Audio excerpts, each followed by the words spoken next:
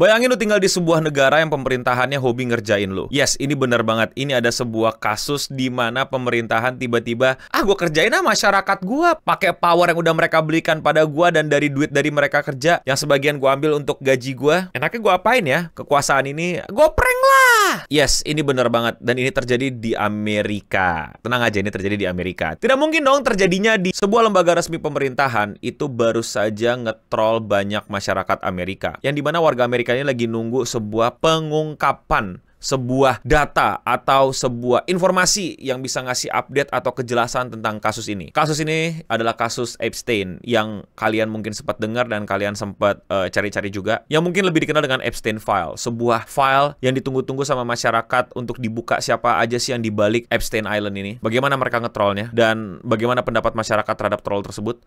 Ya, sebelah.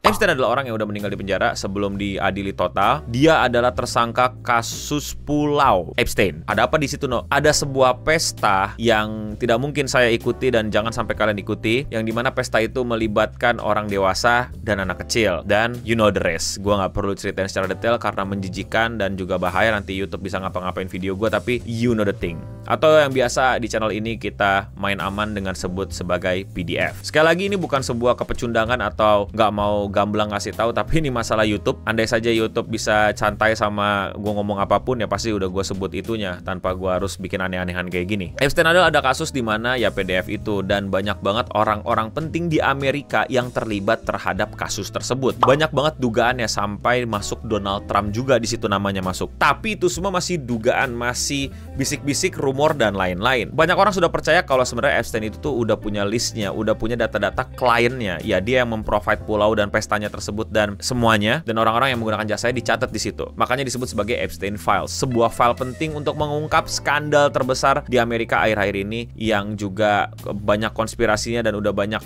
sasnya dan segala macam. Intinya ini lagi dijalani sama pemerintah tapi sampai sekarang belum dibuka-buka. Nah, kasus ini tuh tingkatnya bukan diurusin sama polisi dan pengadilan biasa lagi, bahkan sudah sampai di tahap para DPR-nya juga udah bikin kayak semacam tim ses ya, atau tim khusus atau special force lah, tapi non militer melainkan para anggota DPR yang di sini disebut sebagai The GOP House Judiciary Committee. Jadi kayak semacam komite khusus DPR yang komite ini dikuasai oleh Partai Republik Amerika dan mereka bertugas bertanggung jawab untuk pengawasan terhadap hal-hal yang udah terlalu besar kayak Epstein Island ini. Kasusnya ini udah lama, tapi katanya desas-desusnya bakal ada semacam reveal ke publik, ada semacam pengungkapan, ada semacam info baru dan lain-lain, ada update-nya. Sampai akhirnya tiba-tiba The GOP House Jurisdiction ini itu tuh nge-tweet pakai akun official mereka bahwa breaking Epstein Files release, kasih tiny URL dan lain-lain. Kayak what? Tiba-tiba dibuka ke publik gitu aja biar publik bisa baca. Tahu-tahu kayak ya udah nih gitu, coba lihat dan lain-lain gitu. Dikasihlah link tiny URL Epstein Files V2 dan lain-lainnya agar publik bisa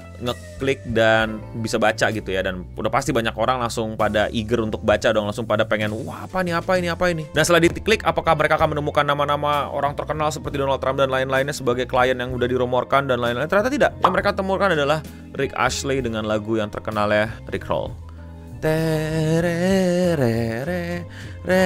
I'm funny 2025 Rickroll. Yay. Not gonna lie, kalau itu terjadi antara streamer atau lu dengan temen lu bakal lucu kan kayak anjir 2025 gue kena Rickroll. Anjay, gila lu klasik banget bro.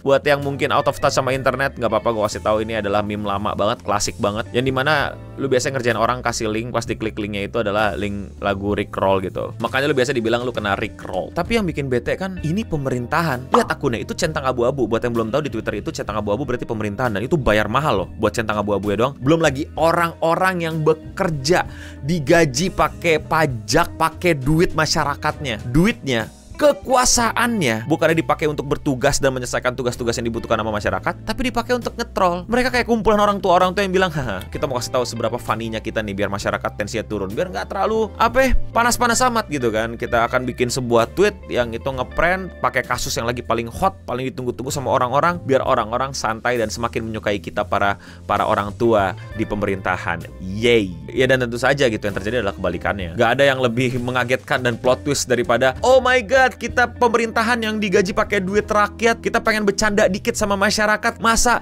malah dimarahin, malah pada kecewa, malah pada marah. Kok gitu sih? Oh, gila, plotis banget, gila, plotis banget. Wow, gokil. Why did an official government Twitter account rickroll the release of the Epstein files? Are they not real treating this as a joke? It's crazy how they are treating one of the biggest beep case as a meme, actual embarrassing, childish, and immature behavior. Our government made a joke about Epstein files. Children were abused.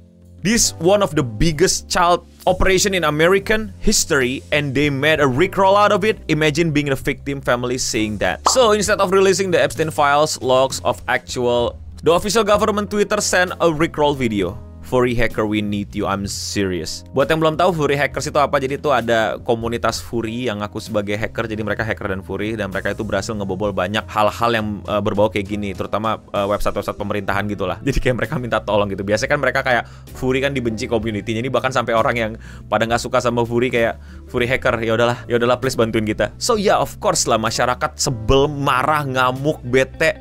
Kayak bagaimana bisa duitnya dipakai dan dimanfaatin untuk sesuatu yang gak jelas kayak gini. Ngapain pemerintahan ngasih komedi? Itu tugasnya stand up comedian di Amerika udah banyak gitu. Lu gak usah nambah-nambahin. Dan yang mereka itu dibayar pakai duit pajak dari duit orang-orang ini ya. Jadi wajar mereka marah. Dan yang lebih parahnya, ini adalah kasus terbesar tentang bagaimana anak-anak di Amerika ini banyak jadi korban dan orang-orang besar terlibat. Tapi mereka kayak mainin gitu aja, kayak haha funny, kalian lucu tahu lucu kan, kita komedi.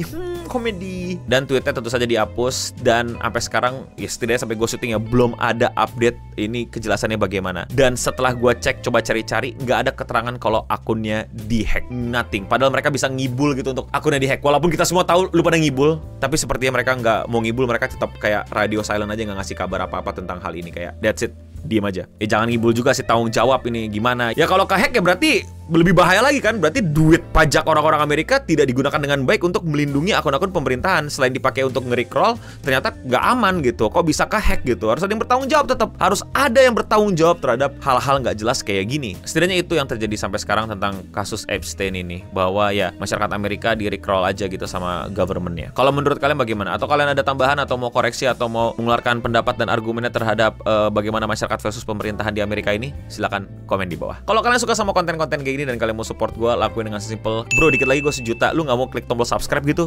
45% dari data gue itu nonton nggak subscribe. Why you not subscribing to me? Lu nonton tiap hari tapi lu nggak subscribe. Sedih banget men gue. Nggak juga sih, biasa aja. Gue pengen buat 1 juta biar selesai omongan 1 juta ini. Sekali lagi ya, buat yang belum paham konteksnya, gue pengen buat 1 juta biar udah nggak ada yang nanyain lagi gitu. Kayak 1 juta kapan 1 juta. Udah kelar, ya move on. Dan ya sekian seputar internet untuk episode kali ini. Gue Eno Bening pamit undur diri. Untuk kita semua, stay clean and never gonna give you up. Ya kalau sama temen gak apa-apa bercandaan gini.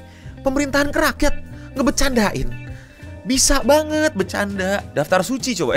Kan Amerika nggak ada. Maksudnya udah lebih banyak kontes stand up comedy di Amerika, bukan suci dok. Goblok banget komedinya. Maaf Bang Panji, maaf.